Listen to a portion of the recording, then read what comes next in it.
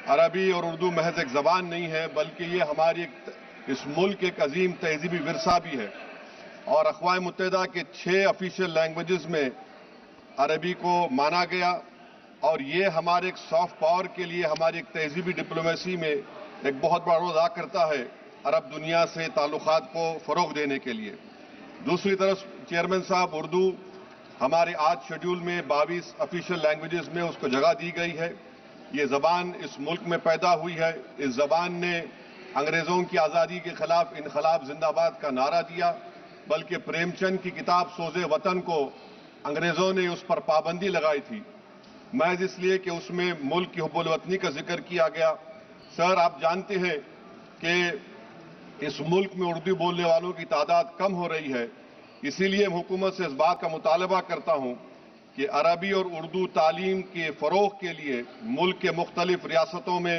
اچھے انفراسٹرکچر کے ساتھ ایک جامعہ کو قائم کیا جائے، اور حکومت کو یہ سمجھنا چاہیے، جاننا بھی چاہیے کہ میرے شہر حیدرآباد میں 1918 میں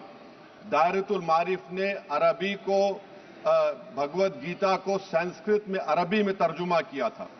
اور البرونی نے 11ویں صدی میں اس وقت چند حصے مہابھارت کے عربی میں ترجمہ کیے تھے۔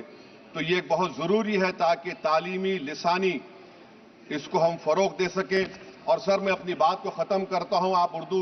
شاعری کو جانتے ہیں کہ جوش نے اردو کے بارے میں شعر کہا تھا کہ ندی کا موڑ چشم شیری کا زیر و بم، چادر شب نجوم کی شبنم کا رخت نم،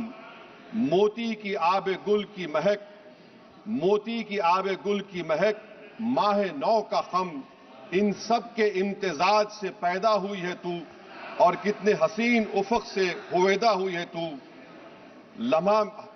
ملا ہے کہ نمک خوار ہوں تیرا، لمحہ ملا ہے لہجہ ملا ہے کہ نمک خوار ہوں تیرا،